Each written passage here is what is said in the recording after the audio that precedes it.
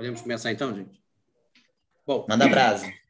Agora eu estou nervoso com aquilo que a Adriana falou, mas tudo bem. Tinha que ter falado só no final. Ai, Gal, você já passou dor de barriga? Já tá bem. Bem-vindo ao Lusofonia, Galdino. Você vai ser um ótimo debatedor, temos certeza. Manda ver, Lígia Fagundes. Como você diz, eu não sou ninguém na fila do pão, tá? Eu queria começar falando um pouco da Lígia, né? Até para a gente situar essa obra dela na vida dela, porque a Lígia está viva, então ela é uma mulher bem à frente do seu tempo. Até pela história familiar dela, o pai dela foi delegado e promotor no interior de São Paulo, e ele perdeu tudo por causa de vício em jogo, e aí os pais se separaram, ela foi morar com a mãe numa pensão em São Paulo, deu um duro danado, foi uma das primeiras mulheres a entrar na faculdade de Direito do Largo de São Francisco, né? Na turma dela só tinha ela e mais uma mulher, e também fez faculdade de Educação Física ao mesmo tempo, então, assim, ela fez muitas coisas que, na época, as mulheres não costumavam fazer. Então, ela foi abrindo portas, né, derrubando barreiras, e depois ela foi procuradora, se eu não me engano, da Previdência da cidade de São Paulo. Ela fez a carreira profissional dela toda lá e o dom para a escrita, que ela nunca negou, e começou a escrever desde nova. E quando ela tentava publicar os livros dela, que achava era uma mulher linda, que ela e ela ficava com ódio, começava a brigar com todo mundo, saía enfurecida, porque ela queria ser reconhecida não como uma mulher bonita, mas como um escritor, né? Não como uma escritora. Porque ela não queria ter essa diferença entre os escritores homens e mulheres. Ela queria ser escritora. Então, acho que, pelo pouco que eu conheço da literatura brasileira, foi uma das primeiras a chutar as portas e se impor pela qualidade do seu trabalho, né? Então, assim, o que falam é que, em decorrência do vício de jogo do pai, ela tem o vício da palavra. Ela joga com as palavras. Fazer até uma comparação dela com o Machado de Assis pela síntese da escrita. Ela não enrola, ela vai direto nos pontos, vai direto nos assuntos. A escrita dela é curta, não chega a ser um Pedro Páramo, Felipe, tá? Mas é curta, é sintética. E ela enfrenta temas que não se enfrentava na época, né? Ela fala de separações, de relações entre pessoas do mesmo sexo, e ela vai, nas suas escritas, derrubando barreira. Ela faz uma escrita um pouco psicológica, num ponto a gente pode dar uma comparação dela com Clarice Lispector, não chega a ser tão psicológico, mas ela vai no psicológico dos personagens. Ela enfrenta. Ela tem a parte até de literatura policial, porque nos Horas Nuas tem um crime que não é desvendado no livro. E aí alguém lá no grupo falou da intertextualidade da obra da Lígia. Foi a Isa. Eu assisti um podcast em que a solução do crime que está em Horas Nuas está em um dos contos dela. Só que nesse podcast não falaram qual é o conto, que é para a gente sair pesquisando toda... Pois é, entendeu? E alguém falou do conto que tem a moça que fala da escola, não me lembro qual foi o conto, né? Que remete um pouco a Virgínia, na Segunda de Pedra, quando ela fala da peça da escola. E a Lígia gostava de fazer isso, ela gosta de pegar os personagens e ir jogando em várias histórias aquele mesmo personagem. É como se fosse um mundo, né, onde todos os personagens dela convivem, vivem e revivem, vamos dizer assim. Quase o universo Marvel. Oi? O universo Quase Marvel, o universo DC. o universo Lígia. Né? E uma coisa interessante que eu acho, né, a gente falou muito de não ter receptividade com os personagens aqui na Segunda de Pedra. porque ela coloca logo as pessoas que ela cria como pessoas normais. Não são boas nem ruins, elas têm os dois lados ao mesmo tempo. E a gente vê isso logo na primeira página do livro, né? O primeiro chilique, vamos dizer assim, que a Virgínia dá quando criança, aquela cena da formiguinha andando, que ela fica morrendo de pena da formiguinha. Não, não entra na fresta da porta, não, que você vai morrer. Vem cá, eu vou te salvar. Ela olha para a unha ruída, lembra das belas unhas da Otávia e mata a formiga. Então, está ali o lado bom e o lado ruim. E isso a gente vai vendo, né, durante todo o curso da história. Os personagens são bons, são ruins, ou seja, são seres humanos. Eu acho que ela transmite a humanidade para os personagens que ela cria. Ela coloca todos ali naquela linha. Ninguém é bom demais, ninguém é ruim demais. Todo mundo tem o seu dia de anjo, todo mundo tem o seu dia de demônio. E a vida segue, né? E uma coisa que é muito interessante na obra dela, que ela fala assim, o importante de um livro nem a história, é o título. É o título que vai atrair o leitor. É o que ela pensa em todos os livros que ela publicou. E a gente vê realmente Ciranda de Pedra. O que é Ciranda de Pedra? Se torna o personagem, mas é aquele chafariz com os 5 anõezinhos no meio do jardim, que acaba sendo mais um personagem da história. Personagem estático, que está ali, mas que ele está o tempo todo permeando, desde o início até o fim da história. Né? São a ciranda que a Virgínia queria entrar e não conseguia, porque os anões não soltam as mãos. Então, isso é uma coisa muito interessante. Né? O título poderia ser muitas outras coisas, mas ela escolheu a Ciranda de Pedra, que acaba sendo um pouco do centro, né, da história. Eu gosto muito desse texto entrecortado dela, né, que você está tendo uma ação e o personagem pensa em outro momento e entra aquele momento que depois vai ter um pouco a ver mais lá na frente da história e que depois volta e retorna com essas idas e vindas. Eu acho muito interessante isso na obra dela. E falando mais especificamente aqui da Ciranda de Pedra, está aqui, né? Uma coisa que a gente tem que pensar, quem conta a história é a Virgínia. A história toda passada para nós pelos olhos dela. E aí, será que algumas pessoas eram tão ruins assim como ela fala, ou é apenas a visão dela sobre as suas irmãs, sobre o seu pai, sobre o Daniel, que, na verdade, é o pai biológico dela? Então, toda essa situação, né, os ódios que ela tem, aquela criança rejeitada, e a rejeição é um tema muito, muito presente ali no livro, porque ela foi rejeitada pelo pai que a registrou, ela é rejeitada pelas irmãs, ela é rejeitada, quando criança, por todos. A mãe doente a aceita, mas não aceita. O Daniel, naquela situação de que ele é só o tio, ele não se mete muito na vida dela. Os enfrentamentos que ela tem com o Daniel, quem manda nela é o pai, não é ele. Então, é aquela criança que está num conflito consigo mesma e com a situação que ela vive, que ela não entende porque que ela tem que morar naquela casa mais pobre, tendo todas as dificuldades, tendo todas as restrições, enquanto as irmãs moram numa casa rica, tem tudo, estudam em um bom colégio e não gostam dela, rejeitam, as coisas são faladas tudo subliminarmente para ela, ou são faladas, talvez, diretamente, mas ela, como criança, não entende ou não quer entender, né?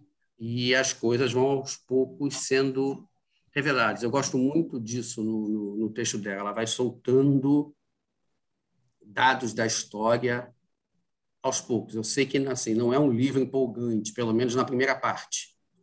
Eu gostei muito mais da segunda parte, com todos os personagens já adultos. Talvez ela, a Lígia, lide melhor com os personagens adultos do que com os personagens infantis. né? Ou ela tenha colocado muito adultice nos personagens quando criança. Mas a segunda parte é muito mais interessante, ela pega o leitor, né, vamos dizer assim, pelo estômago e sacode, e a gente se apaixona pela escrita dela definitivamente a partir da segunda parte do livro. E uma coisa que a gente tem que pensar, esse livro foi escrito em 1954. Então, muita coisa que está ali hoje talvez fosse cancelado na linguagem moderna, né? Logo lá no início do livro, ela com raiva lá da empregada lá na casa do Daniel, ela fala, ela de costas até parece grande, você é mulata, né? E a fala é com ódio, com uma raiva, né? Isso hoje talvez fosse motivo para cancelamento, mandar recolher o livro e tal, mas é um livro de 1954 e é como se falavam as coisas naquela época, né? E a gente não pode começar com a história de cancelamento só porque tia Anastácia, né, subiu na árvore igual a macaca, né? Não vamos matar Monteiro Lobato, que para mim é um dos maiores escritores para criança que a gente vai encontrar pelo mundo. Então, tudo tem que ser visto pela época que aquilo foi escrito e se explicar para quem está lendo que, legal, está aqui no livro, a gente não vai tirar isso, isso é história, mas vamos adequar, né, o que está escrito aqui. E assim, mas ela continua atual e acho que vai ser atual, a Lígia vai ser atual ainda aí por décadas e décadas a fio, né? Porque ainda tem muitos temas que ainda são tabus, que ela fala e que muitos autores ainda tratam disso, mas ela jogava isso na cara, né? Por exemplo, ela foi a primeira, que se sabe, primeira autora a fazer uma denúncia de tortura real num livro, como ela faz nas Meninas. Ela tinha recebido a notícia de uma pessoa sendo torturada pelos militares. E ela coloca isso no livro. Não sei se outros autores teriam essa coragem que ela teve de botar a denúncia de uma tortura real dentro de um romance que ela estava escrevendo. Então, assim, é uma pessoa com coragem de enfrentar. E o livro não foi censurado. Então, a habilidade dela é tanto que ela colocou a denúncia da tortura no meio de um livro, a censura leu o livro e deixou publicar. Então, aí mostra a qualidade, né, dela em montar uma história e escrever. Mas voltando aqui, então, à Cigana de Pedra. E a segunda parte eu vejo uma tentativa de vingança da Virgínia. Claudinho? Oi. Felipe. Estou falando demais, né? Não. Não. Só fazer um parêntese, desculpa. Eu, nessa versão aqui, ó, acho que é que todo mundo tem, página 76, capítulo 6. Eu vou ler um trecho aqui que me marcou muito.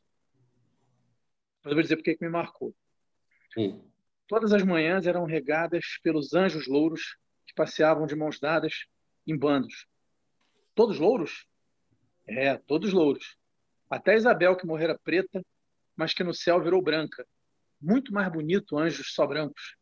Podiam soltar os cabelos até os ombros, como ser preto. Olha isso. Ser preto era triste. E no céu só tinha que ter alegria.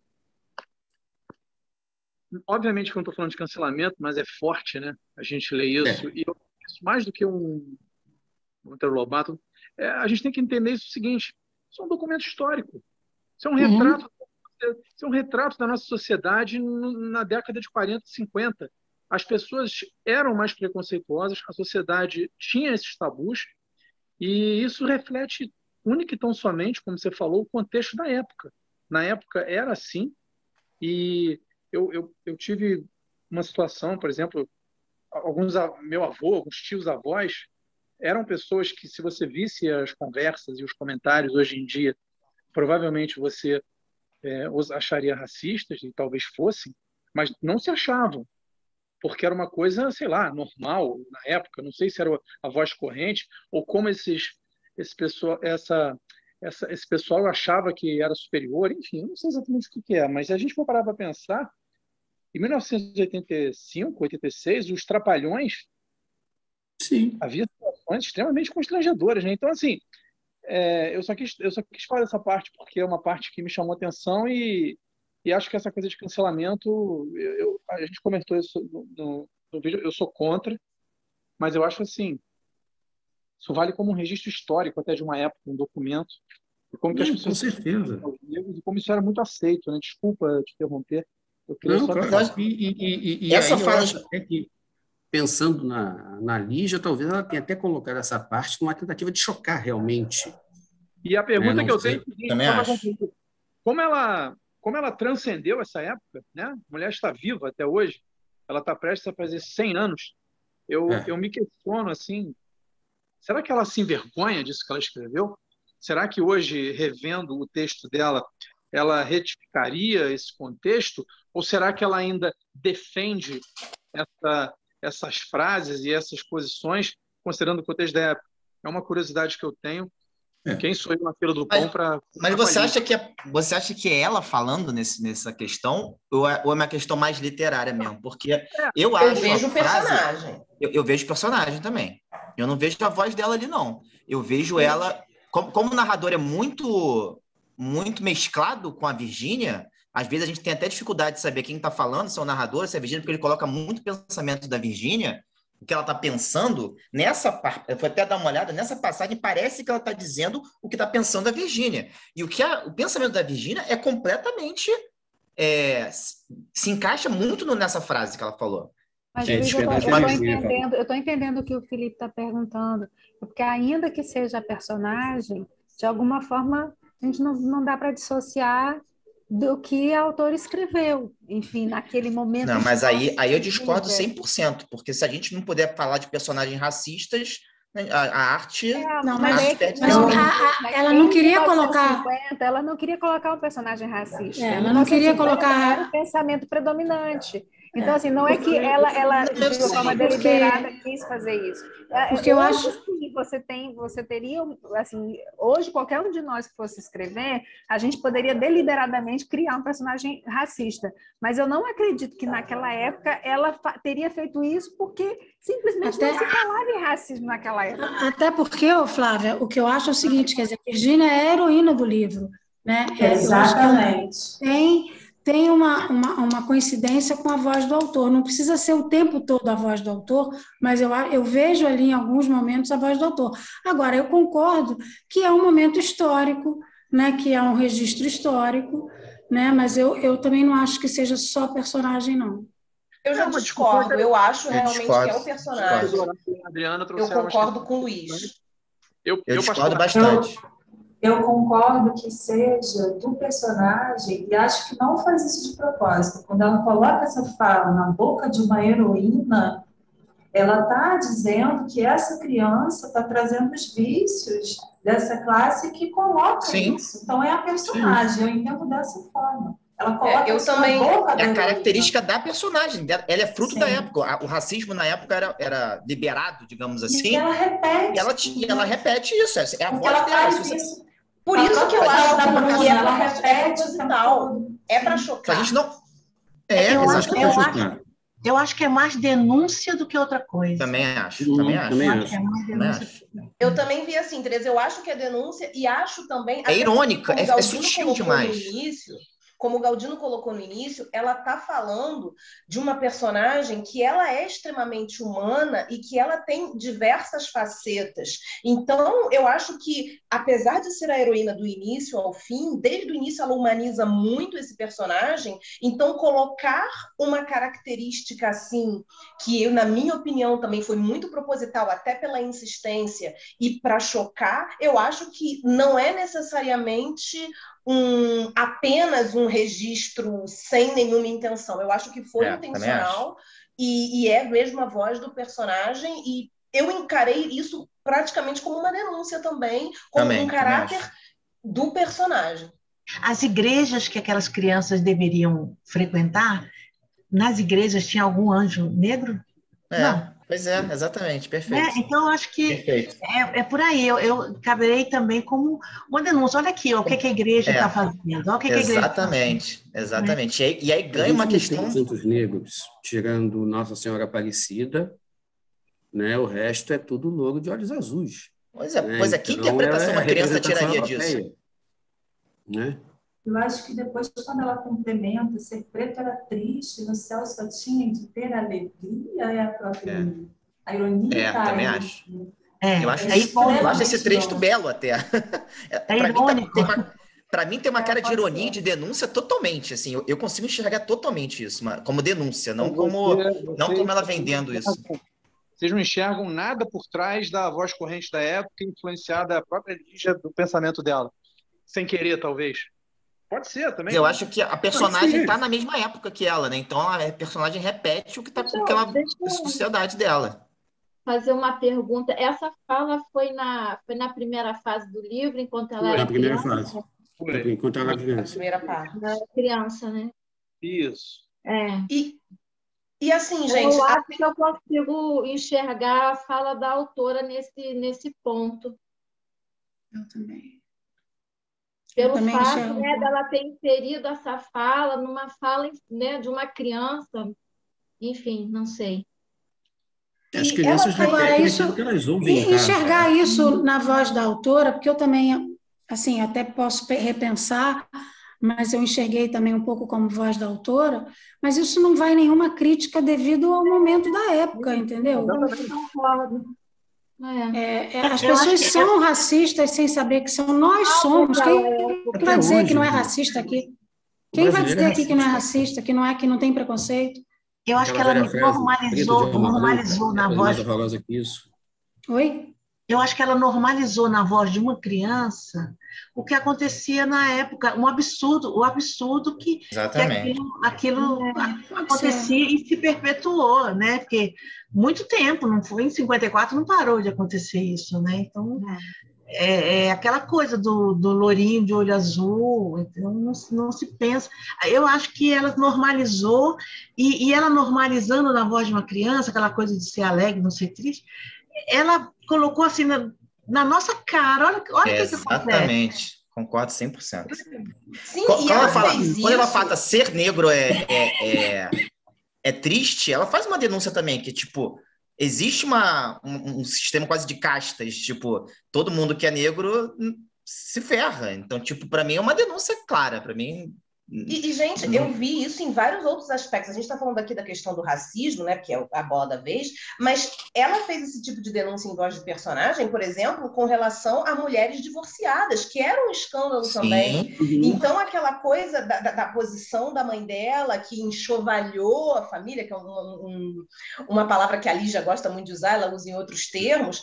Então, assim, aquela voz que, principalmente das irmãs, que acusava a mãe, era a voz da época, mas eu vi ali também uma denúncia com relação a isso. E outra coisa que me surpreendeu ainda mais do que isso foi a questão, já no final, da homossexualidade de uma das personagens, que também passou por aí e que acho que foram diversos pontos que foram além só dessa questão do racismo, nas vozes de diversos personagens, e que eu acho que ela estava colocando mesmo o dedo na ferida propositalmente. A protagonista tem um beijo, né? Homossexual. Então, tipo, se o problema era botar os tabus na protagonista, ela esqueceu isso completamente. Ela não poupa nenhum dos personagens, nem a Virgínia. Exatamente. Ela joga todos na cova dos leões, vamos dizer assim. Ela mostra o lado bom e o lado ruim de todos eles. E com relação a Letícia, os personagens vão todos insinuando, toma cuidado com ela, não chega perto dela, evita ficar com ela. Tudo aquela forma velada da época de falar. Eu posso falar um pouquinho? Insinua, né? Eu posso falar? Claro. Quando o Felipe teceu aquele texto em que fala dos anjos brancos, etc., etc. e tal, ele quis fazer uma relação com o racismo, correto? E aí começou a conversar sobre o racismo, sobre as nossas dificuldades, e aí a gente entrou na parte homossexual, que rola na história, mas não da mesma forma. Então, não sei, eu estava querendo apenas conversar com vocês que quando o Felipe comenta sobre esse pedaço dos anjos, é porque, na verdade, naquela época, e como ainda existe na religião católica, todo mundo é branco e de olho azul, o próprio Jesus Cristo. Sim. Então, eu acredito que ali não haveria nenhuma, talvez nem crítica à história do branco, do negro, porque era o aprendizado da época. Eu ainda não era nascida, não, mas quase depois eu nasci, mas o aprendizado era esse. Né? Sim, sim. O nosso Jesus Cristo, até hoje, ele é branco, de olho azul, né? Imagina ele pegando aquele sol todo, ele vai continuar branco, né? Na Palestina não vai ser de olho azul nunca. Agora, com certeza. Então, eu só queria lembrar vocês que talvez a gente esteja fazendo uma certa distorção em relação ao que aquele texto em si, em que ele comenta sobre os anjinhos brancos e tal, que é uma coisa normal daquela criança da época. Sim, sim, ela refletiu a sociedade dela. E aí eu concordo com vocês quando vocês falam que isso é uma questão da personagem. A personagem está vendo isso. A gente tem que saber se separar um pouquinho. Eu aprendi muito isso, né? Que a gente tem que saber se separar quem é o personagem e quem é a autora, senão a gente faz uma confusão danada aí. Desculpa, tá? A intromissão. Ótima ponderação. Não é a Virgínia que está falando desse trecho, é o narrador. Enfim, a Virgínia depois entra no diálogo. Exato. E a pergunta que fica é: esse livro chegando hoje ao mercado, 2021, ele é aceito? Cancelado na hora. Cancelado na hora. A autora está vinculada com isso também, né? Essa aqui é a questão. Então é isso que... Eu acho que eu não cancelaria, tá, gente? Mas eu sei que iria ser cancelado. No frigir dos ovos é a voz da autora, então vocês responderam. Nesse trecho aqui ela realmente, fala, nesse pedaço é o narrador que está falando, mas o narrador está falando daquilo que a Virgínia está pensando. Ele fala assim, e pensou nas flores do jardim, e aí você entra no pensamento dela. O discurso indireto livre. E pensou nas flores do jardim, você está entrando no pensamento dela. Claro, o discurso indireto livre. Então, para mim também, é a Virgínia pensando nessa hora. São os momentos em que a voz do narrador se mistura com o personagem. Exatamente. Você fica na dúvida. Gente, eu sou contra o cancelamento, porque senão a gente nunca vai conhecer a nossa história. A gente vai repetir erros por não conhecer. Exatamente. Então, eu acho que é pior ainda. Há cancelamentos e cancelamentos. A gente não vai conhecer o passado. É por isso que a gente continua racista. Eu sou totalmente porque se a gente for cancelar tudo, a gente cancela os clássicos A gente cancela a história, como diz a Tereza. Cancela a história toda. É verdade.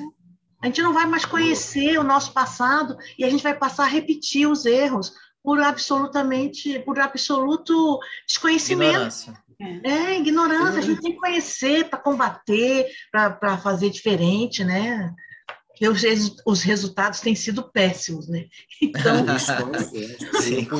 história é uma das coisas mais importantes para a gente saber por que a gente está vivendo nessa bosta hoje. Desculpa o termo, né? Mas se a gente não conhece o envolvimento da história, a gente não sabe por que a gente está, né, só com a cabecinha do lado de fora, né? Então, a gente precisa conhecer de onde veio tudo para entender o momento atual. Você não entende o momento atual sem conhecer o passado, sem fazer esse balanço do que foi feito no passado e as consequências disso para os dias de hoje. Não adianta botar fogo em estátua, não adianta trocar nome de rua. Né? É bonito. Nossa, isso mesmo. Isso mesmo, Gaudiano. Politicamente correto? Mas não vai mudar a história. Existiu. Você não pode ignorar personagem, não pode ignorar nada. Por isso que não vai uma crítica, né? Não tem cabimento uma crítica a isso. Embora eu ainda posso até rever, mas eu ainda acho, como é narrador, me bateu na hora que eu li, como voz de autor. Mas isso não tem nenhuma crítica em relação a ela. Com certeza. É isso. Posso fazer um comentário sobre isso, voltando? Claro. Eu acho que, na verdade, vocês estão olhando, assim, ouvindo tudo que vocês falaram, quer dizer, de certa forma, está todo mundo concordando que não é para ter cancelamento, né? Só olhando o texto de jeitos diferentes. Assim, eu concordo com o Dourado que e com o Galdino, que o Galdino também reforçou isso logo no início, quando comentou a narrativa da Lígia, esse texto é eminentemente discurso indireto livre, é aquilo que a gente chama também de falsa terceira pessoa. É quase como se fosse uma Virgínia bem adulta, olhando para trás, olhando para si mesma e contando, né? E falando da Virgínia mais nova. Isso não está dito, mas é possível fazer esse tipo de leitura, né? Então, nesse sentido, é que eu não vejo, eu concordo com o Dourado e com o Galdino, de que não é o discurso da autora, não é a voz da autora. E não é sendo, porque é claro que tudo que a gente escreve, né, mesmo que seja um outro personagem, somos nós mesmos. Eu acho que o que vocês estão conseguindo notar é que, por mais que seja uma crítica, por mais que tenha ironia, hoje, se esse texto fosse escrito, a própria Lígia quisesse fazer uma crítica hoje, ela não faria desse jeito. Ela escreveria provavelmente de outra maneira. Porque, assim, que já se discutia racismo nos anos 50, na literatura, gente. Lima Barreto, no início do século XX, já tinha críticas ao racismo fortemente.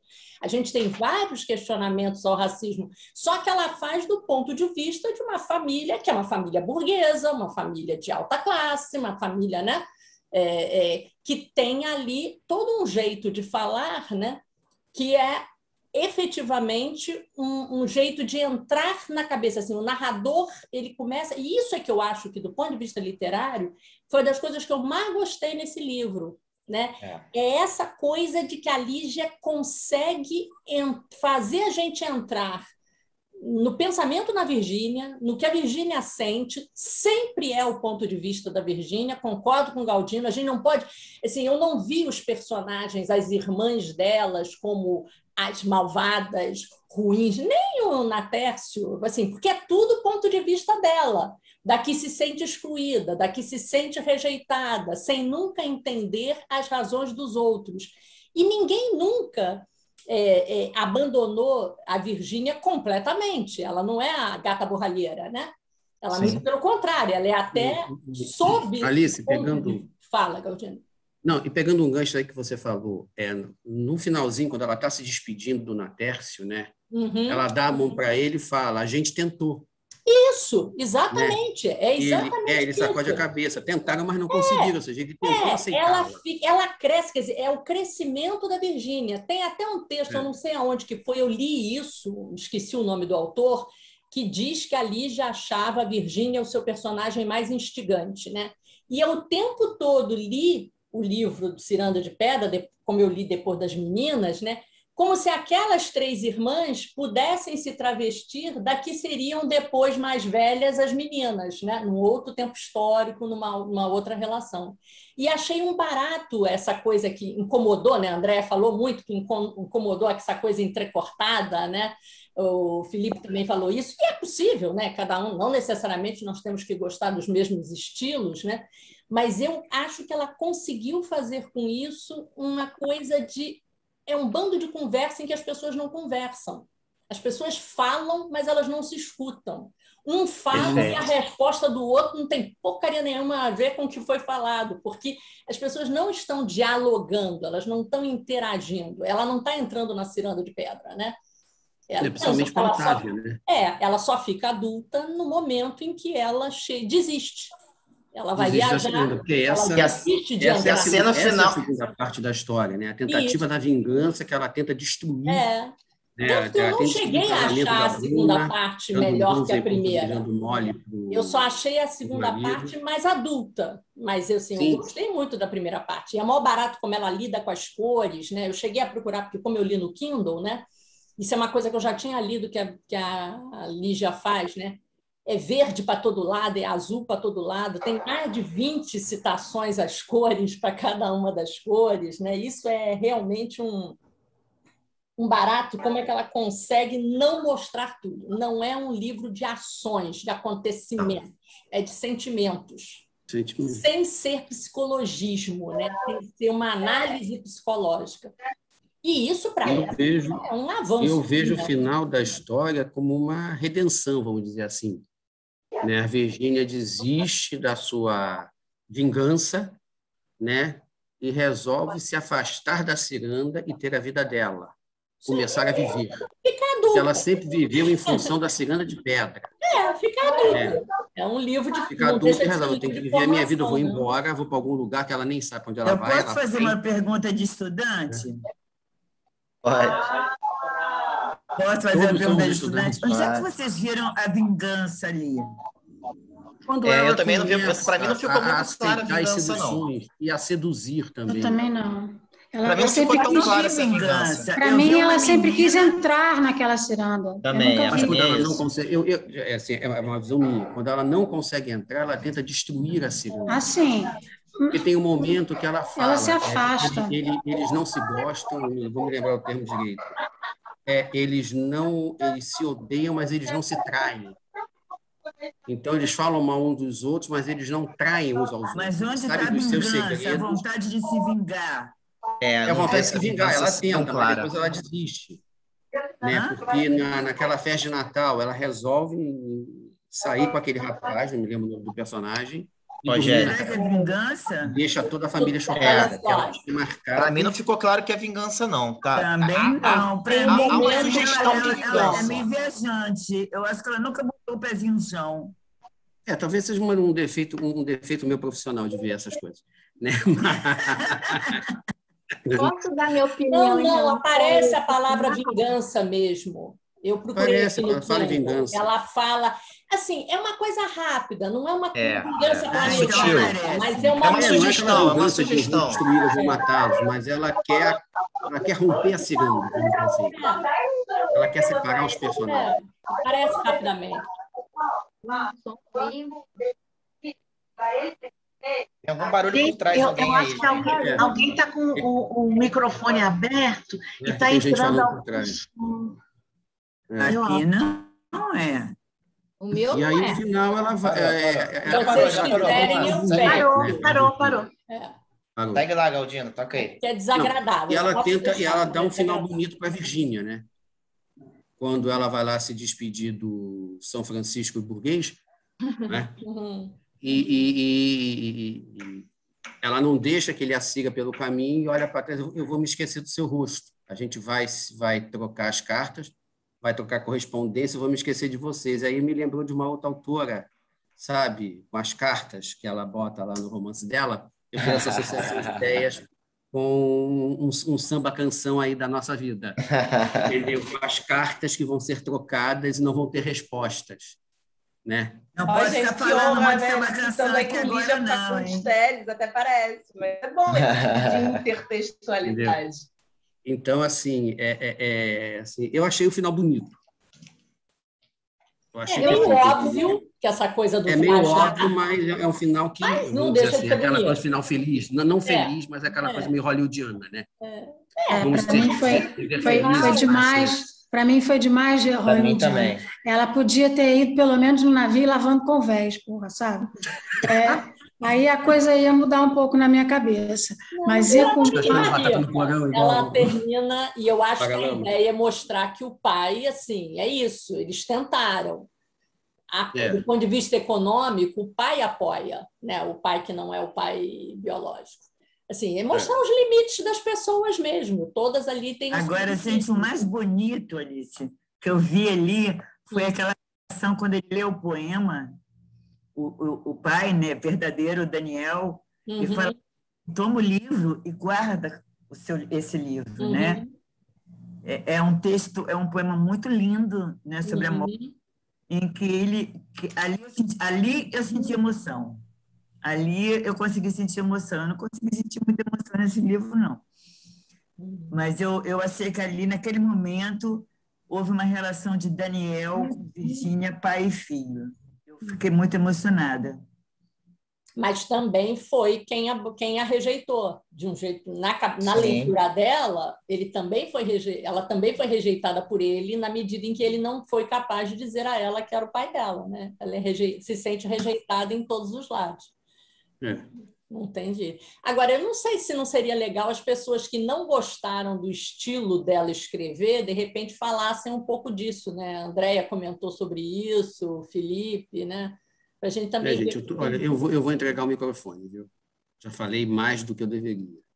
Eu posso, antes de passar, dar uma esgotada nesse final, já que vocês, né, tocaram nesse assunto, que eu senti esse final uma ligação com uma frase que me chamou muita atenção no meio do livro, que foi essa aqui: nunca conseguira na hora certa o que mais desejara.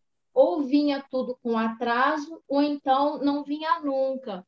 Aí eu associei com o amor dela pelo Otávio. Ela sempre, né, quis o Otávio, era sempre apaixonada pelo Otávio. E no final... Era o Conrado. Conrado.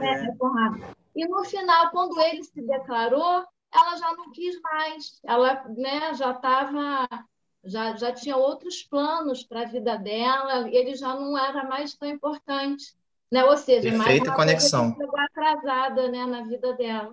Foi essa conexão que eu achei interessante também. Perfeita conexão mesmo, é bem isso mesmo. Mas acho que vai também no que a Alice falou da falta de diálogo, né? Eles podiam ter resolvido esse romance com 3 palavras, se eles tivessem se comunicado antes, né? Só que ele demorou tanto que aí ela já não quis mais. Mas a mim também esse final soa um pouco exagerado, porque logo quando ela se decide, ficou meio tipo... Muito rápido, né? Ele falar isso nessa hora pareceu um pouco funcional para o texto, funcional para fazer o final, do que menos a vontade do personagem especificamente, pelo menos na minha visão. Senti isso. Nem vi como uma grande paixão. Quase que gosto muito de você. Eu achei coerente com o comportamento dela. Ela é criança excluída. O que ela faz na segunda parte do livro é excluir todo mundo. A partir da metade do livro, no final, ela vai repugando todo mundo, expulsando, se afastando, o que ela sofreu na infância. Então é meio que ela queria ser aceita, mas no fim das contas depois ela afasta todo mundo, na verdade. Aí são os psicólogos para falar, não sou eu. Né? A primeira parte ela é rejeitada e na segunda todo mundo deseja, né? É meio que um contraste, né? Na primeira parte ela é rejeitada, mas ela é fascinada. É mais do que amar aquelas pessoas. Ela é fascinada por aquele mundo no qual ela não consegue entrar. Que é um mundo de pessoas que vivem uma outra vida. E ninguém fala É por isso que eu digo que o narrador é um narrador que é quase a Virgínia, é que a gente não fica sabendo das razões totais do Natércio, das razões da Bruna e do Otávia, né? A gente não fica sabendo das razões dos outros. É tudo do ponto de vista da Virgínia. E eu acho, Alice, que esse teu ponto de vista é uma das chaves principais de compreensão do livro, porque você está vendo a coisa a partir da visão. É um romance de formação, então você vai se formando junto com o personagem. Então eu acho que 2 pontos que são muito importantes na chave interpretativa: aquilo que você está vendo, aquela rejeição, é o que o personagem está sentindo, mas não necessariamente o que os outros querem que ela sinta, né? Então, bem ou mal, numa situação como a dela, a coisa poderia ter sido muito, mas muito pior, do ponto de vista financeiro, do ponto de vista econômico, do ponto de vista de conforto, de educação, de oportunidades, e não foi. Então, acho que a primeira chave, exatamente, a primeira chave interpretativa é essa, é que é um romance de formação do qual a gente vê tudo a partir da visão do personagem, e ela deixou a cargo do leitor o desconfiômetro, o até onde isso vai. E aí, o que eu achei muito legal nessa construção do livro. E a segunda coisa é mais isso que vocês estão falando da questão de agora que eu tenho, eu não quero mais. Na realidade, não é bem, eu não entendi isso muito dessa forma. Na realidade, é porque tem coisas, que nem assim, aquela criança que queria muito boneca na infância e nunca teve porque não tinha dinheiro, porque não podia, e quando fica adulta compra milhares de bonecas, mas não é mais a mesma coisa. Você não vai ter o mesmo prazer no brincar de boneca adulta, quando você pode comprar, do que quando você era criança. Então, o romance de formação é justamente isso. O personagem se transformou, e aí eu concordo que aquele final, aquela quase epifania que ela tem sobre ela mesma, enfim, talvez teve ali um leve descompasso com relação ao Conrado. Mas eu não acho que tenha sido nada que tenha prejudicado aquele final, e eu acho que a mensagem, pelo menos eu recebi, e eu comprei muito essa coisa de me deixar também questionar o outro lado que estava por trás. Tem um momento, depois eu posso até achar aqui, tem um momento de uma conversa dela com a Otávia, em que ela revela que ela estava sendo rejeitada, e que a Otávia diz, mas todo mundo estava dando atenção para você, né? Sim, tem. Às vezes as pessoas estavam preocupadas com seus próprios problemas e não necessariamente rejeitando ela. Não, e elas eram filhas também abandonadas, que se sentiam também abandonadas pela mãe que saiu de casa e que, né, não interessa, elas não sabiam as razões, né, da mãe. Uma mãe que enlouquece, quer dizer, todo um clima que... Eu gostei muito, eu achei, eu confesso, Alice, que tenho anos que eu... Esse pedaço é a Letícia que fala para ela, você não percebe... Ah, é verdade, a Letícia, perfeito, isso mesmo. Não foi é a Letícia que solta as verdades, é a única isso, exatamente, que solta as verdades para ela. É a primeira a dar a mão a ela, né? Exatamente, a Letícia que gosta dela é a primeira a chamar a atenção também de que... Por que você está dando essa importância toda, né? É isso e mesmo. A Letícia, depois que dá um monte de fora nela, que faz ela ter essa epifania. Isso, exatamente. As personagens são muito bem construídas, a meu ver. Ela tem uma coisa assim... Eu gostei muito. Realmente há muito tempo que eu não li. Estou com vontade de ler outro dela. Estou com vontade de ler o Verão no Aquário. Eu não sei se vocês leram. Ah, eu também. Se você ler aí, Alice, vamos trocar de figurinha. O próximo dela. Qual é esse? Verão no Aquário. Ótimo título, por sinal. Mais um ótimo, como o Galdino falou. Depois que o filho morreu, não foi esse que ela escreveu depois que o filho morreu? Não sei. Eu acho que é esse, Verão no Aquário, porque o filho, ela tinha um único filho, ela tem um filho e 2 netas, o filho faleceu e ela quase surtou. E foi a maneira que ela encontrou de voltar a viver e ter o pé no chão, foi escrevendo. Eu acho que começou a escrever contos de novo. Eu acho que é esse o do Aquário. Acho que é o último que ela publicou, inclusive. Eu só tinha lido As Meninas, que eu adoro, né? As Meninas é maravilhoso. Eu adoro. Eu acho que eu ainda continuo gostando mais das Meninas do que do Ciranda de Pedra, mas aí por temática. Eu concordo. Mas aí mas é outra vibe temática. Também, né? É outra vibe, é muito mais... e ela já foi dos anos 70, eu acho. Né? É um romance mais maduro e é outra vibe, é outro estilo. Outra coisa. E eu era outra pessoa também quando li. Eu já li há muito tempo As Meninas. Tem muito tempo que eu li As Meninas. Eu também. Eu fico pensando se eu ia gostar de novo, mas eu acho que sim, que eu adorei. Eu tenho medo de reler. Às vezes eu tenho medo de reler certo. Eu também tenho isso. Às vezes eu tenho medo de reler um livro que ficou muito na memória, que eu gostei muito, mudar de opinião agora. É que nem visitar um lugar que a gente adorou, né? E depois... eu não sou mais aquela pessoa, né? Mas eu não sei, eu fico com a impressão que As Meninas eu continuaria gostando. Eu tenho esse feeling, assim, de que eu continuaria gostando, que eu acho... Então... Vou para a minha parte aqui, então. Espero que você toque num assunto que eu estou doida para ouvir. Muitas coisas que o Galdino já falou aqui, mas então eu vou só pontuar algumas coisas que eu marquei aqui de falar. Teve algum momento no grupo que, não sei, falou um pouco de comparação com novela, né? Eu não achei nada novelesco o livro, né? Pelo contrário, os personagens, como o Galdino falou, são multifacetados, há várias camadas, subcamadas. Eles são zero parecidos com aqueles personagens de novela, né? O bom e o mal. Ela trabalha muito a questão da hipocrisia, né? Fala uma coisa como a Bruna de execrar a mãe dela e depois fazer praticamente igual, né? Da traição e tal. Então, são muitas camadas. Até pior, né? Pois é. E como eu não assisti essas novelas, né? Eu fiquei me perguntando como é que eles fizeram isso, né? Tipo, pois tem tema de suicídio, tem tema de homossexualidade, que para uma novela, até hoje, uma novela já ainda em alguns momentos ainda é sensível, imagina para aquela época. Então, fico me perguntando como é que eles conseguiram adaptar isso Da novela que eu me lembro, que eu assisti, o Natércio acabou sendo o pai dela mesmo.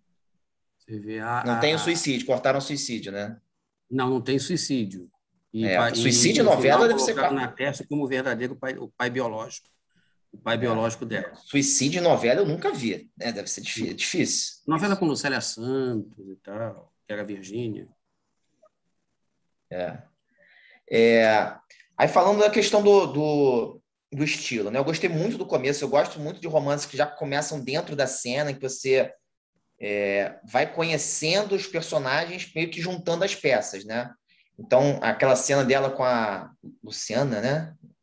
A gente vai tentando pescar quem é quem ali, o que ela tá... As reações, por que ela tá tendo essas determinadas reações. Então, você vai pescando aos pouquinhos, né? Conta-gotas do que está acontecendo. Você vai meio que escrevendo a história junto com a autora. Eu gosto muito dessa... de ser uma escrita que te desafia um pouco a tentar entender, cavucar a história junto com a autora. E dentro dessa questão do estilo, a gente também já falou, é um narrador em terceira pessoa, mas ele é bem mesclado com a voz da Virgínia. Praticamente, como disse a Alice, a Virgínia mais velha contando a história dela. As vozes se misturam o tempo todo. Às vezes você se perde dizendo, cara, quem está falando isso? É o narrador ou é a Virgínia? E a gente realmente não vê outro ponto de vista porque a história segue a Virgínia como se fosse uma câmera, praticamente. Não tem outro ponto de vista. O foco narrativo não sai dela. Não sai dela em nenhum momento. Então, ele não é muito confiável, esse narrador. Zero confiável. Então, essa questão da mescla, ela consegue tanto falar da Virgínia como dar os seus pitacos, contar um pouco da ambientação, do que está acontecendo, sem ser uma coisa tão... Ela pega o melhor dos dois mundos, tanto narrador em terceira pessoa como narrador em primeira pessoa. Eu acho que isso acrescenta muito ao que ela quer passar. Ao mesmo tempo que esse estilo me agradou, ao longo do livro, e isso pode ter pegado para algumas pessoas, dá para perder um pouco do engajamento, porque fica muito fluido essa questão das noções temporais, de lugar, de movimento. Parece sempre muito incerto, assim, a gente não sabe, estava ali, de repente ela já está em outro lugar, as coisas acontecem muito, as mudanças acontecem muito rápido, que às vezes você perde um pouco o fio, né? Então, acho que isso pode ter atrapalhado algumas pessoas no engajamento. Não, no meu caso, não achei isso, não. É que eu achei um pouco prolixo demais esse monte de entrecortados. Achei excessivo, né? Mas não me perdi, não. Não, na questão de se perder, tipo, não deixar de entender a história, mas ela passear muito e perder um pouco do ritmo, né? De as coisas acontecerem meio picotadas, né? Então, pode ter acontecido isso com algumas pessoas. Outro problema também que pode ter batido é a questão um pouco da empatia pelo protagonista. Foi falado aqui, já que eu concordo com o Galdino, que eu acho que ela filosofa um pouquinho além da idade dela, né? Que me causou um pequeno estranheza. Acho que ela vai fundo demais em questões que, de repente, só os adultos ou alguém mais velho conseguiria alcançar. Eu acho que ela vai muito fundo como criança em determinadas reflexões. E algumas coisas também que dizem para ela, e algumas vezes isso também me incomodou, que não tratavam ela sempre como criança. Aquela Luciana, ela falava coisas para ela Sim. que você não falaria para uma criança. Isso também eu concordo com você, que às vezes me tirou um pouco da empatia por causa dessa construção. Além dessa questão... Pode falar. Não, porque essa com a Adriana falou da Luciana.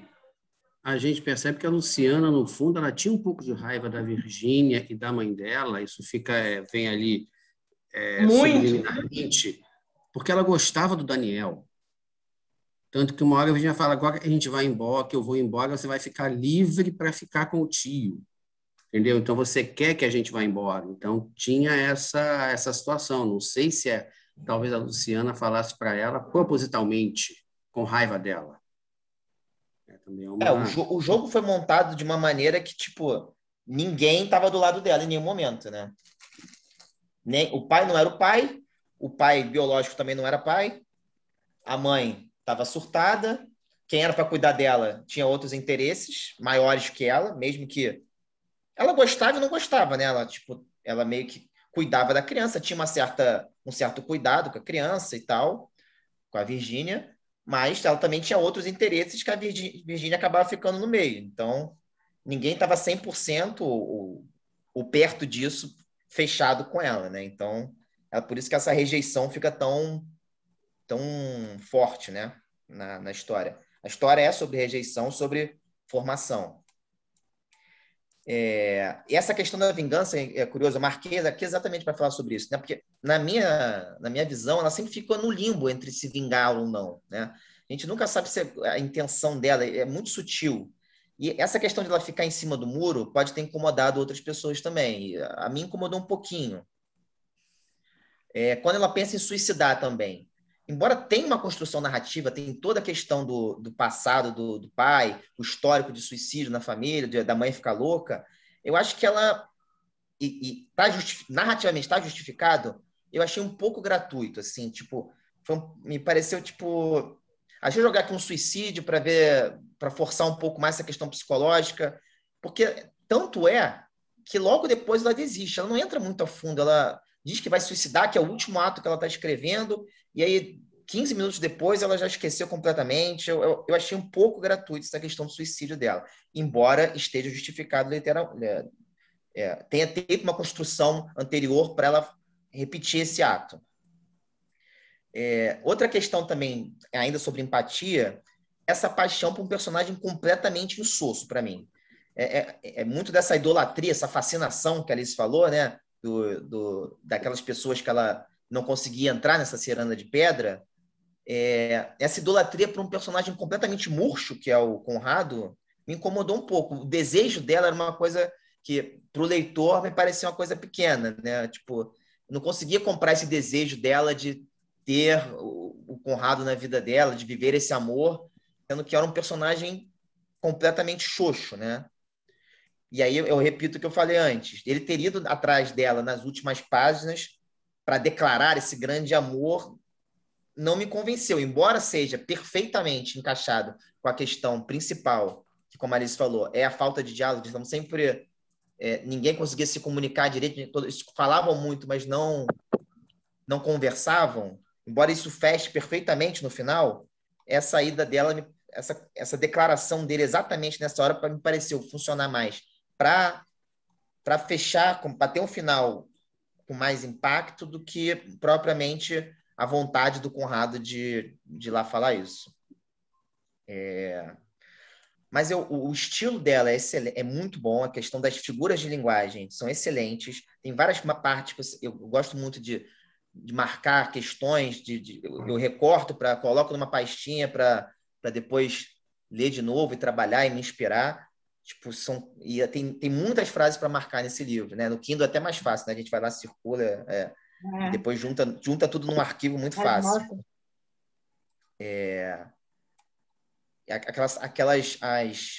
As figuras de linguagem com os insetos, como ela trabalha a questão do besouro, né? Depois ela compara a própria Bíblia com o besouro, né? Aquela imagem da Bíblia de capa preta voando e caindo de costas e as páginas virando, é muito bonita, me marcou, achei muito interessante.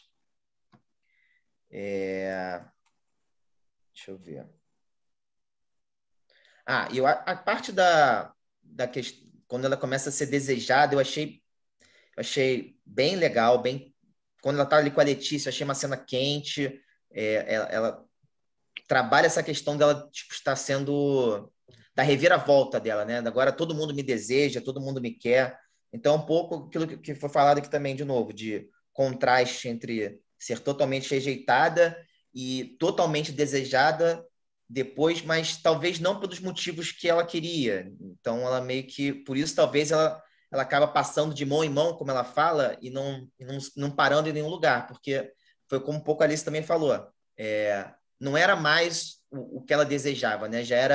Ela já era outra pessoa, ela estava se transformando em outra pessoa, e talvez por isso ela foi tentando testar cada um para ver se ela encontrava aquele desejo do começo, e ela acaba não encontrando e decide viajar. E aí, para encerrar, eu acho que também uma coisa que pode ter uma questão da empatia que a solução da vida dela talvez fosse muito fácil de visualizar. Tipo, a minha vida é longe dessas pessoas, né? Eu não preciso ir lá de novo quebrar a cara para... Vou viver outra vida com outras pessoas, não vou forçar essa entrada nessa ciranda de pedra, né? Mas então, por isso que talvez o objetivo dela para outras pessoas não seja tão... não tenha engajado tanto, enfim. Mas é um pouco a teimosia dela de tentar buscar aquele desejo da infância e forçar essa entrada na ciranda de pedra, mas ela não consegue e finalmente descobre que a vida dela não é ali. Acho que esses são os meus comentários.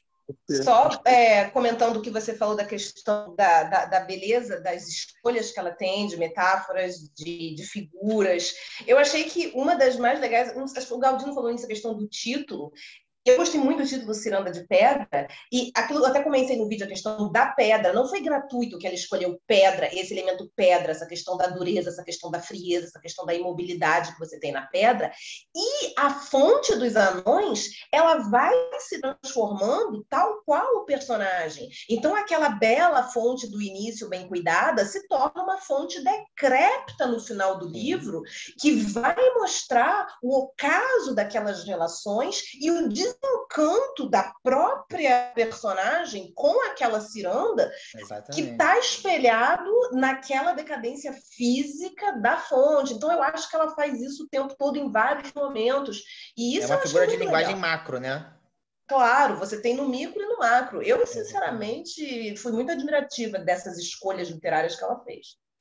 E é uma coisa de mostrar como é que muda o ponto de vista de uma criança, do que ela vê, e depois adulta, assim, não necessariamente precisa mudar. É aquele jardim que você vê em criança e que quando você cresce, aquilo não tem...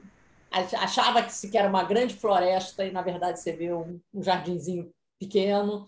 Você achava que era uma casa maravilhosa, linda, né? E você descobre que não, é mais uma casa e por aí vai, né? É a Isa que ia falar? Isso.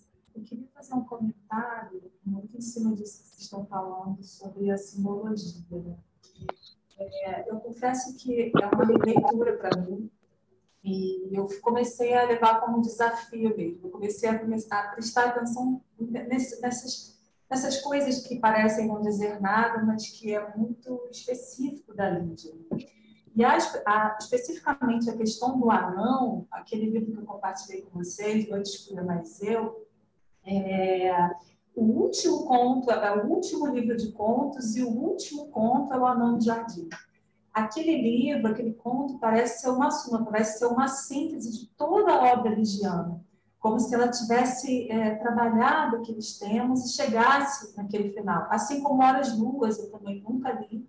E ele é uma espécie de paródia, autoparódia, um autotexto, em que tem coisas de todos os livros. Então, eu não consegui ler Horas Luas, porque eu não tenho esse conhecimento da obra, e muita coisa, certamente, não conseguiria aproveitar por conta desse desconhecimento. Então, com relação ao anão, eu gosto muito quando a Adriana coloca o símbolo da pedra. Né?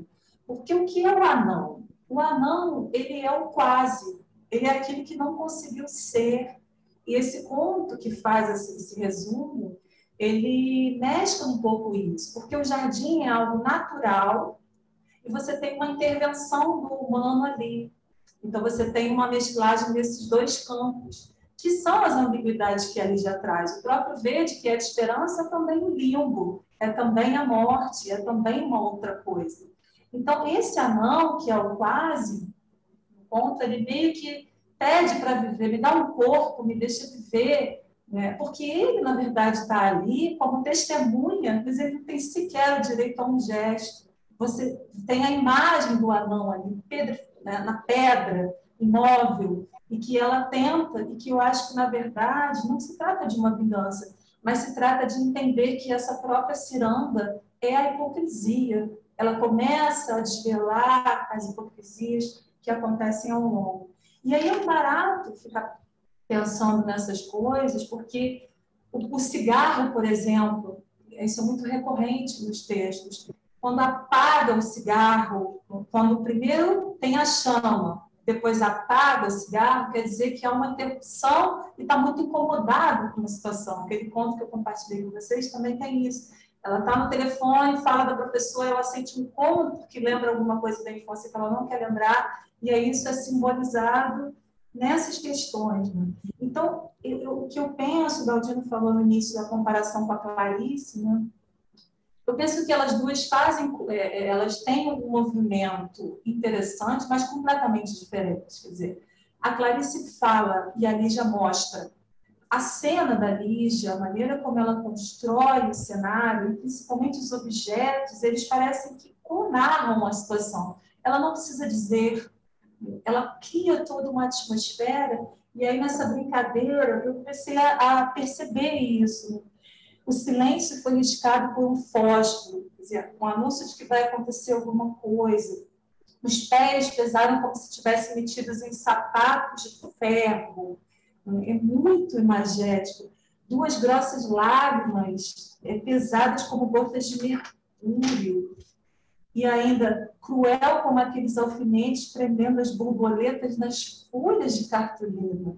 Então, como que uma pessoa observa a folha da cartolina, um alfinete sendo cruel? Quer dizer, é uma pessoa que realmente é uma autora que ela percebe isso, ela tem uma observação muito aguçada com isso. Né? Tem um livro dela, Durante aquele Estranho Chá, Memória e Ficção, que são crônicas, ela está contando a vida dela, inúmeras situações, e aí a cena do cigarro também aparece, quando ela está no Irã, com medo, com o marido, e aí a primeira coisa, ela usa essas mesmas questões ainda em crônicas. Então, eu acho que tem um grande barato nisso também, de ir descobrindo, né? De ir percebendo ao longo que não é por acaso, tudo é muito intencional.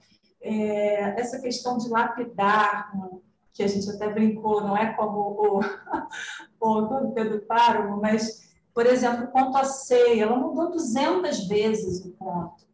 Ela ouvia as críticas e ela foi, ao longo da vida, um pesquisador que é o Milton, de Alagoas, que ele fez uma tese de doutorado em que ele vai discutindo todas as mudanças que fez no Baile Verde. Então, ela muda muito e muda percepções absurdas, como, por exemplo, tem um conto que ela diz que o personagem, que é o moribundo, está com as duas mãos nos bolsos, e isso dá uma ideia de que ele está erguido, mas como ele é moribundo, ela coloca, então, depois de uma outra revisão, a mão lateral, só uma mão, portanto, o corpo dele desce. Tem um entendimento até corporal do personagem.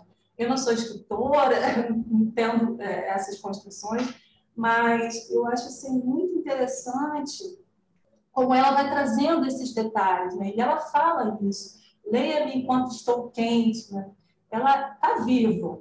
E eu acho que são questões muito densas, mas que saem mesmo dessa coisa do bem e mal, e que te coloca a pensar. Enquanto a Clarice tem uma epifania, uma mudança, ali te leva para o limbo, ela convida você a ser cúmplice, ela fala muito isso, que quer que você seja cúmplice, mas é um narrador, o Milton fala muito isso, na surdina, né? Vem comigo, presta atenção, te dá uma piscadela, mas também não pode confiar nela, porque ela vai jogar com você a todo momento, você não pode confiar na Lídia. Então, eu acho que essas imagens que ela traz é o grande fascínio. Eu fico agora no barato, assim, lendo e percebendo o que ela não diz, mas o que ela mostra. Né? Então, eu acho que isso é uma grande potência no texto ligiano. Dizer com descrição é bem difícil. É uma coisa bem sofisticada. Com descrição, com ambientação, é sofisticado. Agora... Quem é que quer falar mais? Porque nós já estamos no 9 minutos. Andréia, né? A Lígia está do lado da Isa, vocês viram, né? Ela fez um vídeo. Vimos, claro. Sim, porque exatamente assim que eu imagino. Eu imagino que inspiração, né? E rindo, se divertindo com isso tudo, sabe? Com todas as... Ela fica olhando para a gente... mulher intimidador. Isa, eu achei essas imagens que ela coloca são sempre realmente muito bonitas, ela escreve muito bem, mas eu não consegui, na minha leitura, colocar essas imagens dentro da personalidade da Virgínia, entendeu? Embora a gente entenda que o narrador... Eu achei a Virgínia, isso que me incomodou, o mais de tudo que me incomodou, foi que eu achei a Virgínia uma vítima demais, enquanto personagem, entendeu? Achei que ela ficou vítima demais e eu não consegui crer na sua transformação. Eu acho que não tem ali... Uau, isso mesmo. Eu acho que não tem ali uma base para ela se transformar. Ela tinha que ter enlouquecido, entendeu? Ou então, sei lá, pirado, vai lavar com véis, que aí eu acredito que ela muda, entendeu? Que ela encontre alguma outra coisa, porque eu não me convenci, não consegui me convencer da transformação dela. Eu te entendo. Eu acho que é uma coisa realmente muito sutil, né? Ainda pensando um pouco nessa coisa das imagens, por exemplo, eu anotei aqui, ela usava imagens assim quando criança: enfiar a cara no travesseiro, meter o rosto por entre as barras na cama de ferro, apertar o livro tentando cravar as unhas na capa,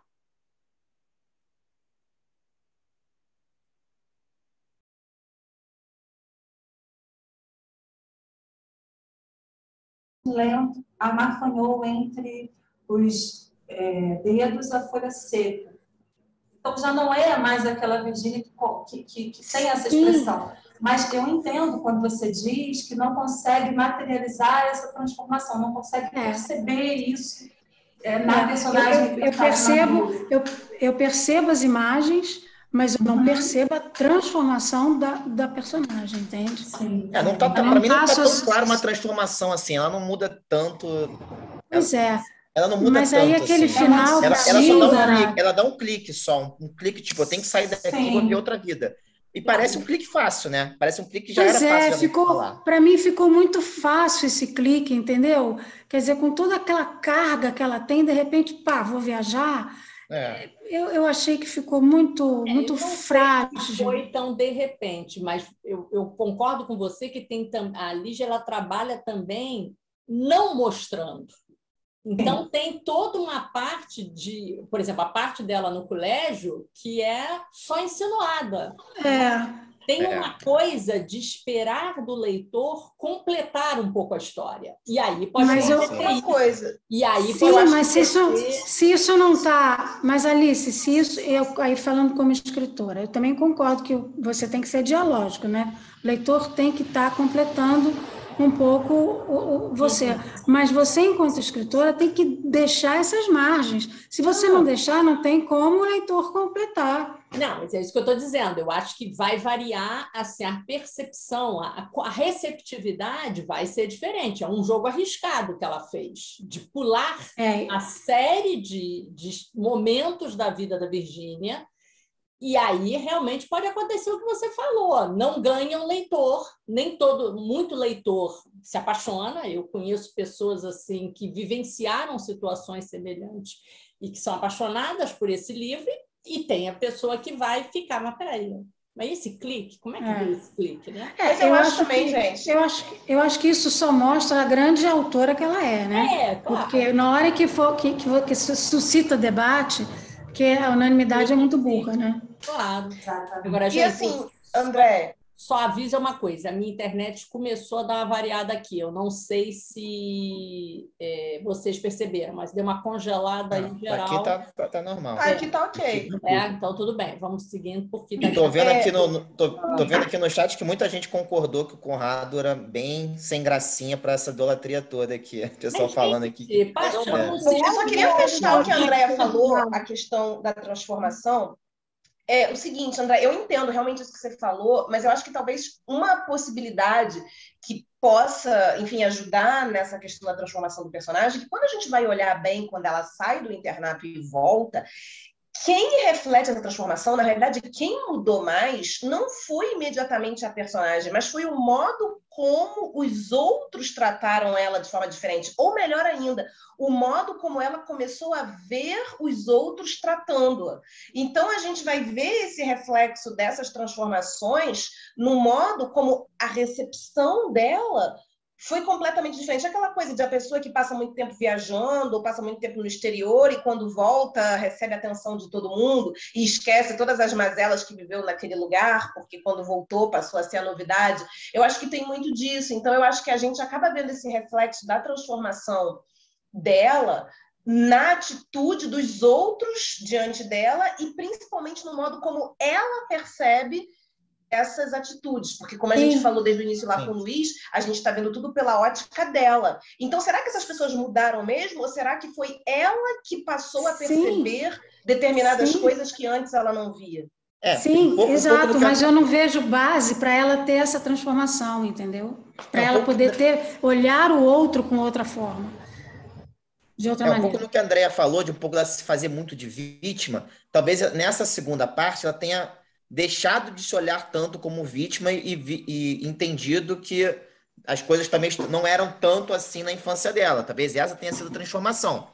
Só que quando ela pensa em se suicidar, eu acho que... E aí volta um pouco desse vitimismo um pouco que tenha soado exagerado para a Andrea, por exemplo, né? Porque a transformação dela, logo pertinho do final, ela pensa em se matar porque não está sendo aceita do jeito que ela queria, ou o Conrado não desejava ela. Essa transformação ela fica um pouco mitigada quando ela pensa em suicídio. Eu acho que aquele suicídio... demais. E é um suicídio que passa como se fosse um sopro, né? Tipo, meio en passant, né? 15 minutos depois, 15 minutos depois, vou viajar. Sei lá. Essa transformação poderia ter sido mais intensa. Oi? Parece que é uma certa bipolaridade, né, da personagem. Cada hora ela sente uma coisa diferente, uma vontade diferente. Ela estava meio perdida, né? Então, por isso que esse final que ela decide dar esse clique, não fica uma transformação tão evidente assim que dê esse engajamento, talvez. Talvez seja o problema de quem não gostou, talvez tenha sido esse. Agora eu concordo que ela tem uma escrita maravilhosa, entendeu? Assim, escreve muito bem, né? Mas eu olhei, talvez eu tenha lido com um olhar muito crítico, né? Mas eu acho que você tem todo o direito de fazer essa leitura, André. Eu acho que a tua leitura não está errada. Eu acho que é mais uma questão do ponto de vista, e como você disse, esse debate que mostra o quanto ela é genial, e acho que a gente não é obrigada a concordar com tudo e ler da mesma forma. A sua forma de ver essa transformação, essa falta de motivo para essa transformação, para esse clique, eu até certo ponto eu concordo com você, que talvez o clique poderia ter sido menos dramático, ou talvez pudesse ter tido uma motivação maior, mas me convenceu no sentido que eu vi a evolução da personagem, da transformação dela. Agora, certo ou errado, acho que não tem, e graças a Deus a gente não gosta das coisas da mesma forma. Porque eu adoro os contos da Lígia. Não li muitos, mas eu adoro os contos e adorei as meninas. Então, talvez eu tenha me decepcionado também um pouco, sabe? Eu acho que eu tinha medo de ler Ciranda de Pedra por causa do tanto que eu gostei das meninas. Mas eu gostei muito de Ciranda de Pedra, mas eu continuo gostando mais das meninas. Eu continuo achando que é um romance melhor.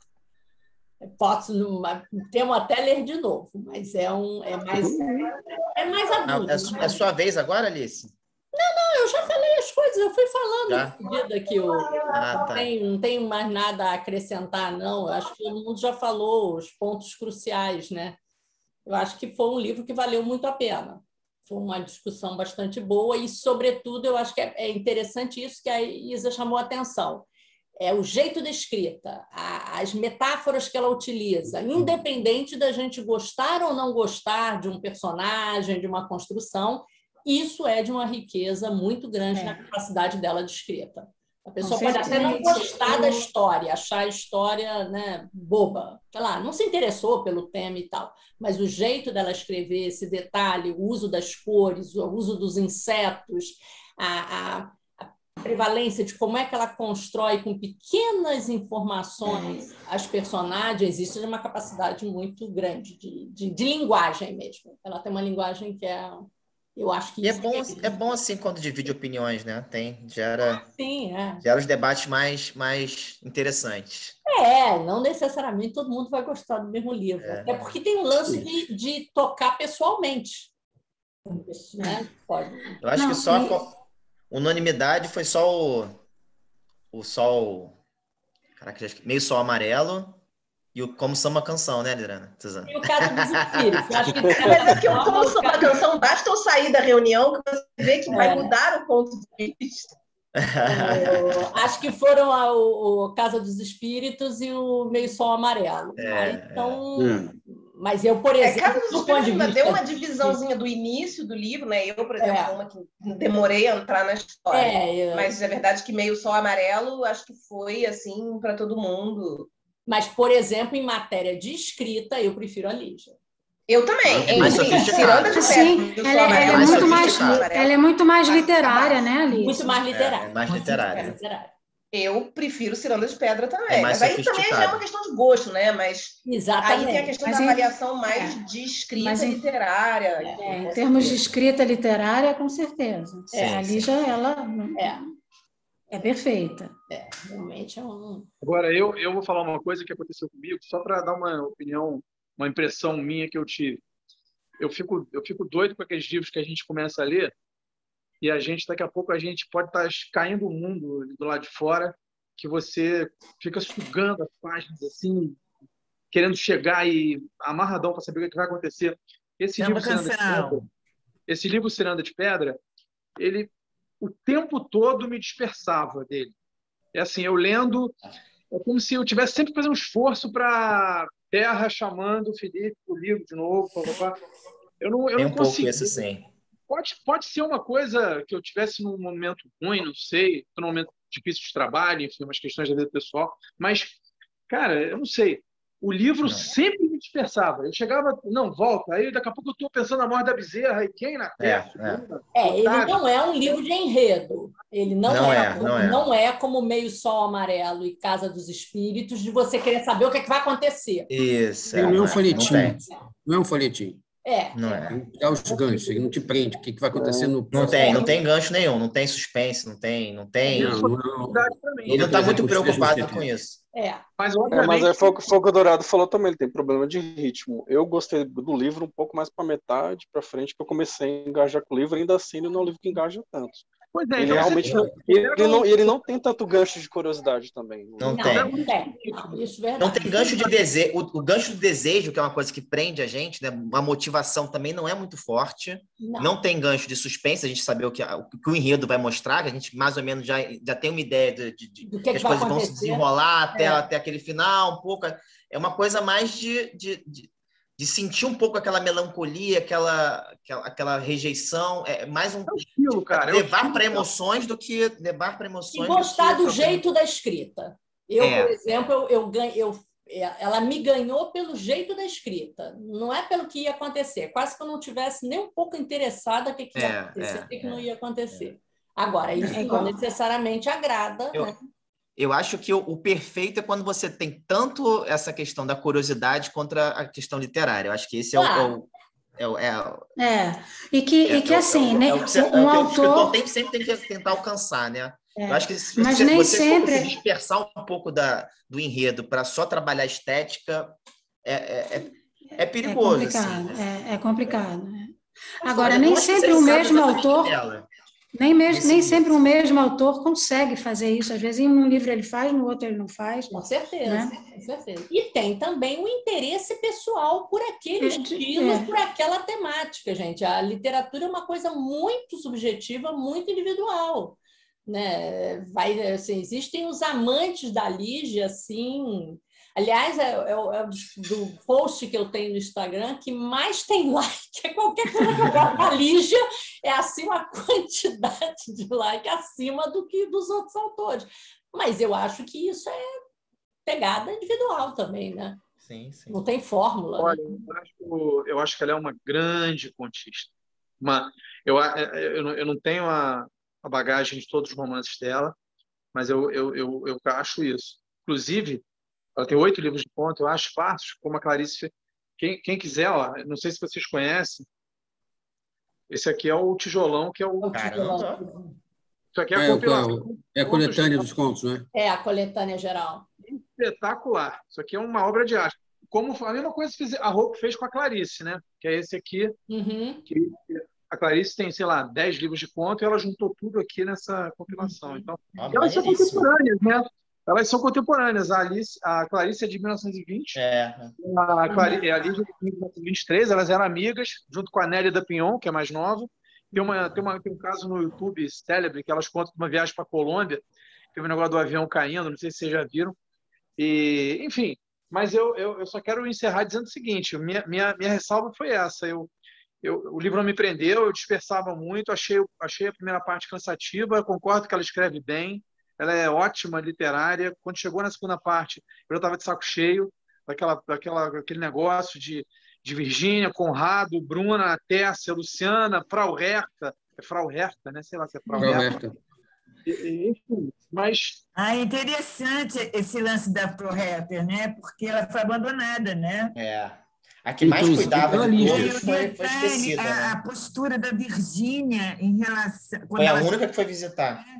Gente, o que eu acho mais interessante é que a Frau Herta foi abandonada tanto pela família quanto pela Lígia. Foi um abandono total. Porque a Lígia apaga a Frau Herta. Ela só reaparece quando a Virgínia vai visitar. E você fica sem saber se ela morre ou não. A interrogação fica, você que decida se Frau Herta morreu, você ainda está agonizando lá na pensãozinha que ela mora. E a única coisa que faz o link é o dinheiro que a Tércio manda todo mês para pagar as despesas dela. De resto, a Frau Herta foi deletada literalmente da história. Isso é uma coisa bem interessante. Aquela construção da relação da Virgínia com o pai na primeira parte, eu acho muito superficial, assim, não sei, sei lá. Aquele negócio também da mãe, vai dando uma aflição, aí o Daniel também entra de uma maneira meio estranha, aí quando ela encontra com o pai, é um negócio muito insosso, não sei se aquilo passa verdade naquela relação, eu não sei, eu acho que eu estava de saco cheio desse livro, gente. Não tinha relação entre ela e o pai, por isso que era insulso. Eu acho que o insulso é para mostrar isso, não tinha empatia. Mas você pode literariamente... Entre ninguém. Mas você pode literariamente colocar... Desculpa, Cris. É que você pode colocar literariamente uma relação que não tem relação sem ser insulsa. Mas eu acho que eu não vejo como insulso, eu vejo como uma coisa realmente, ela não quis botar sentimento, é curta e grossa. Pá. Olá, bom dia, tchau. Pá. Ela não quis botar tempero, ou seja, insossa.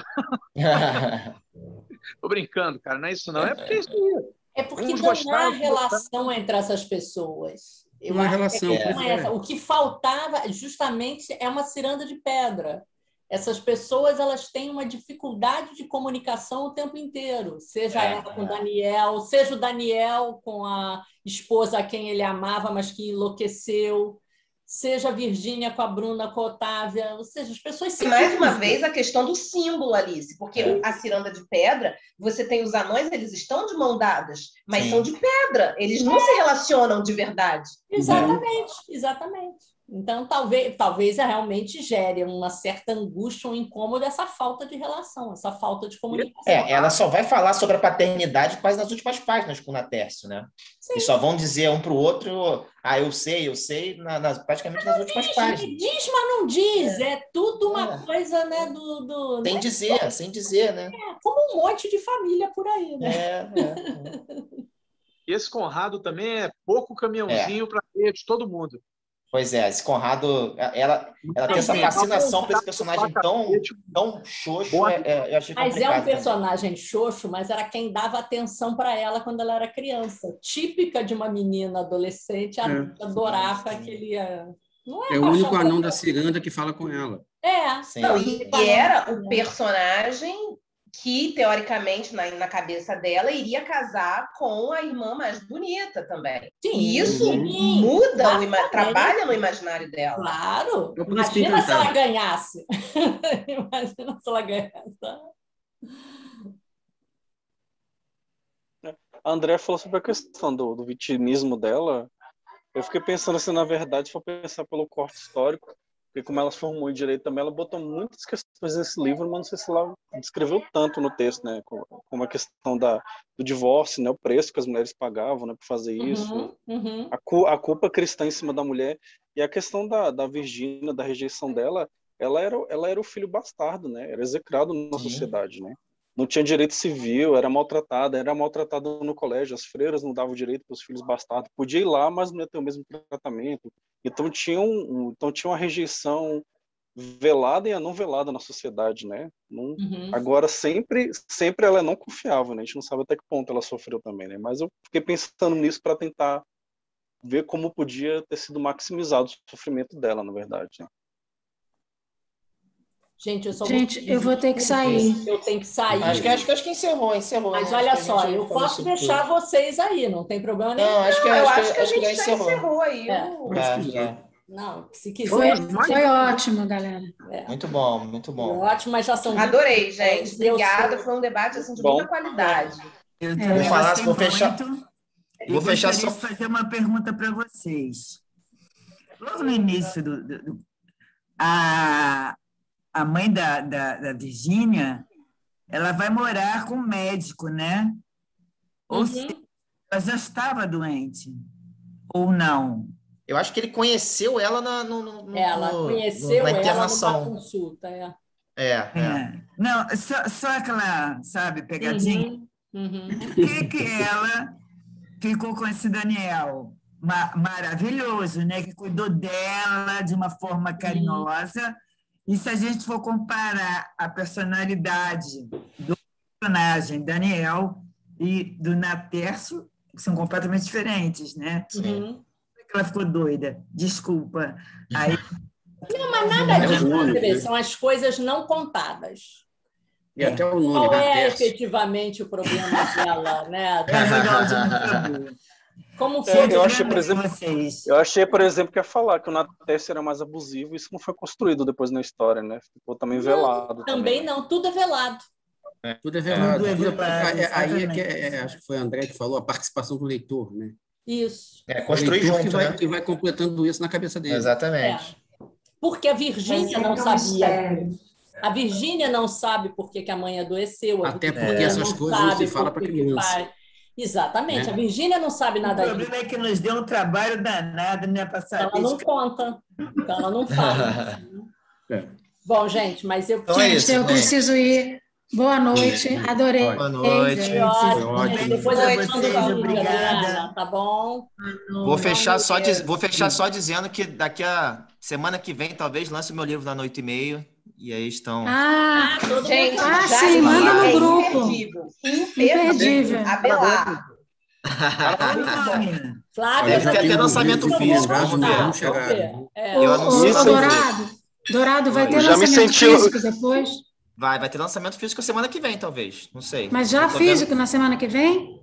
Vai ter o virtual e talvez o físico. Estou tentando fazer horários para cada grupo de pessoas e tal. Vou ver se respeitando os protocolos. No virtual, tudo bem. No físico, eu não estou passando nem da portaria. Eu me senti um pouco rejeitado, porque eu fiquei sabendo que tem gente que já leu o livro aí, né? Tem gente privilegiada. Mas não, ninguém leu até o final, não. Até o final, ninguém leu. A Adriana só leu até a primeira parte. Verdade, só para fazer um trocadilho com o livro, é brincadeira. Mas é verdade, Tiago. A gente não teve acesso, tudo bem. Natasha e Samba Canção. Tá bom, gente. E o conto da Tereza, que é maravilhoso. Tchau, tchau. Tereza, boa noite. Tchau, gente. Boa noite. Boa noite. Tchau, tchau.